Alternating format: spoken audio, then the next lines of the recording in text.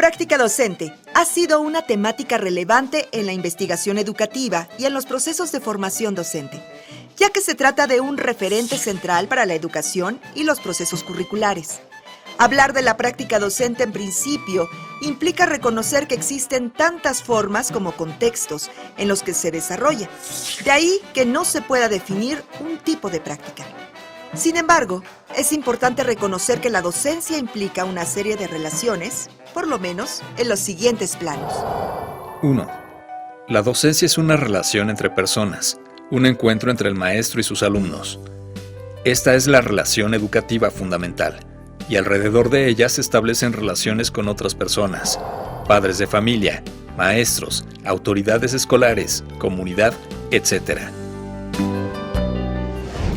2. Maestros y alumnos se relacionan con el conocimiento y a través de su historia, con el saber acumulado por la humanidad. La escuela tiene como tarea acercar a los estudiantes dicho conocimiento, que el maestro debe transformar en materia de enseñanza. 3. La función del maestro también guarda una vinculación estrecha con todos los aspectos de la vida humana que conforman la marcha de las sociedades. La educación es un proceso social. En este sentido, la tarea del maestro se desarrolla siempre en un tiempo y lugar concretos, en que se interrelaciona con procesos culturales, económicos y políticos más amplios que contextualizan su trabajo y que a la vez, éste influye. 4. El maestro establece fuertes vínculos con la institución donde trabaja. La escuela es, de hecho, el lugar donde el maestro continúa su formación después de terminar sus estudios iniciales. También es donde se expresa de manera concisa la normatividad del sistema educativo sobre su trabajo y donde establece relaciones con la organización gremial que negocia sus condiciones laborales. 5. Por último, el trabajo del maestro se relaciona con un conjunto de ideologías y valores tanto personales como institucionales, ya que la educación, como proceso intencional de formación de personas, implica siempre la transmisión de valores. Se puede afirmar que la labor docente es compleja y que se inscribe en un tiempo y lugar específico, es decir, en el devenir histórico de una sociedad. Por otra parte, dichas relaciones se pueden vincular con lo que se ha denominado como dimensiones de la práctica docente.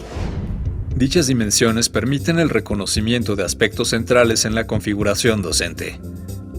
Así, la reflexión de la dimensión personal, es decir, de los motivos que llevaron a la docencia, las motivaciones para seguir ejerciéndola, las experiencias significativas que se han tenido, las expectativas de futuro, entre otros aspectos, favorece la afirmación de la persona del maestro, dado que su labor incide directamente en la forma de ser y estar en el aula.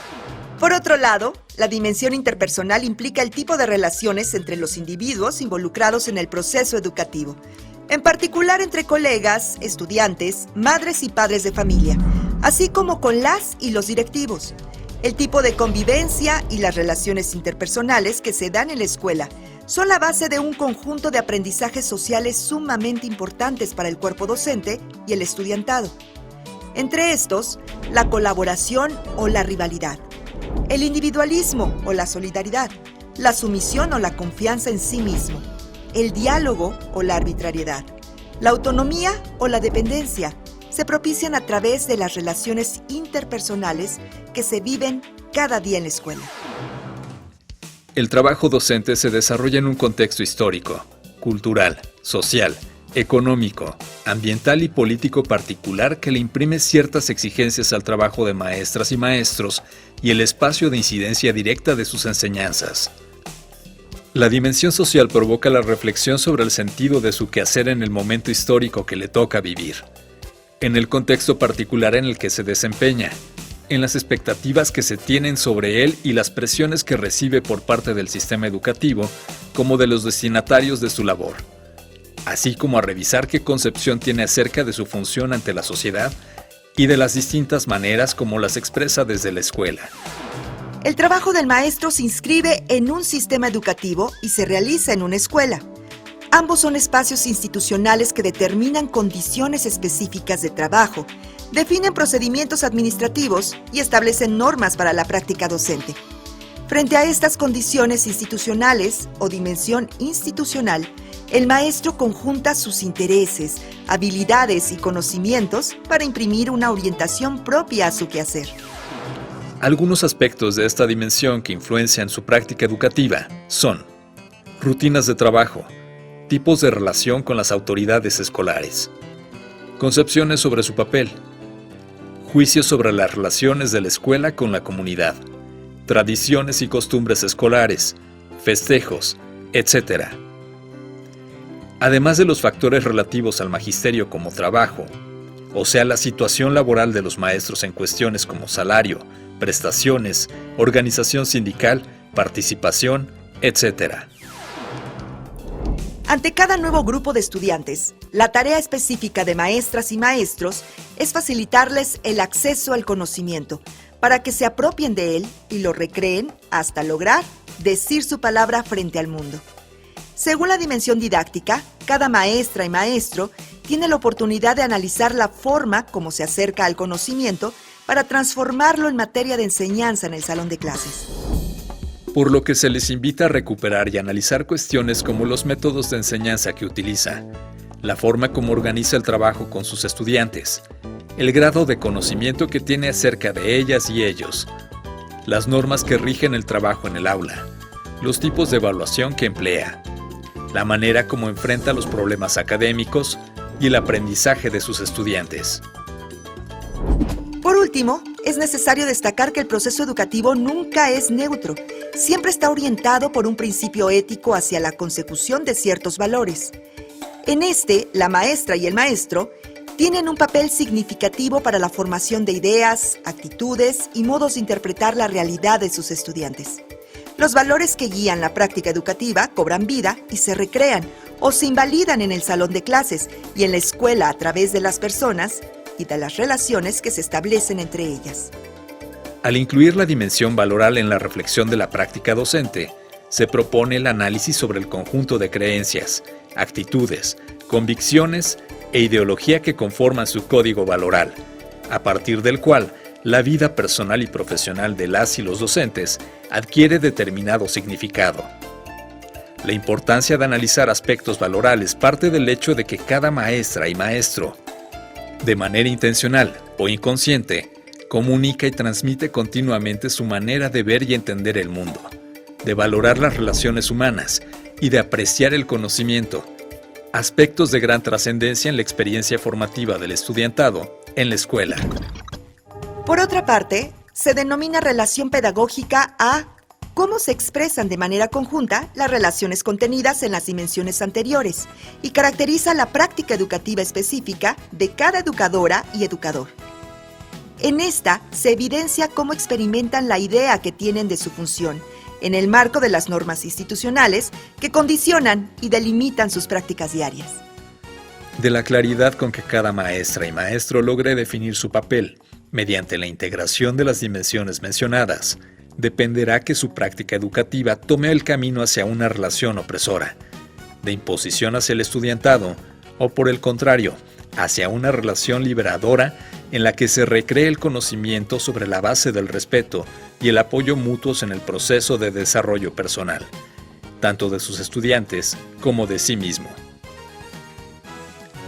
En síntesis, las 6 dimensiones de la práctica docente y la relación pedagógica se presentan como una pauta de análisis para que maestras y maestros sean capaces de 1. Analizar cada uno de los aspectos que abarca su trabajo y tener una visión de conjunto del mismo. 2. Entender las influencias e interrelaciones que moldean su trabajo, así como las causas o razones de una serie de situaciones que, aunque son frecuentes en el proceso educativo, no son tan evidentes. 3. Articular teóricamente su saber pedagógico. Al analizar su práctica y reflexionar sobre ella, podrán construir poco a poco una nueva, distinta y mejor fundamentada, centrada en las particularidades y necesidades de sus estudiantes. Ahora bien, la reflexión de las y los educadores podría no tener sentido si mantiene una actitud de resistencia al cambio. Las actitudes y expectativas del profesorado son factores clave para la educación intercultural. El equipo docente debe reconocer que la escuela necesita cambiar y estar convencido de que ellos son capaces de realizar innovaciones educativas para adecuarse a las diversas exigencias del estudiantado, de manera que existe igualdad de oportunidades para que la totalidad alcance los objetivos educativos. Al respecto, Schmelkes señala la necesidad de que las y los maestros se apropien de su papel en la construcción de interculturalidad y en la profundización de la democracia, que crean que dicho objetivo es posible y lo asuman. Este requisito es de naturaleza motivacional y afectiva. Para ello, Schmelkes sostiene que las y los docentes y directivos deben 1. Comprender la cultura como elemento definitorio de los grupos humanos que transforman su entorno, sobreviven en él y construyen su explicación del mundo y el sentido de su vida. 2.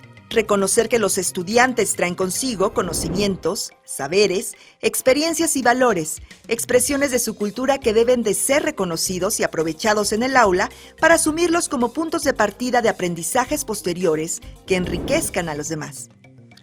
3. Desarrollar una pedagogía para la formación ética. 4.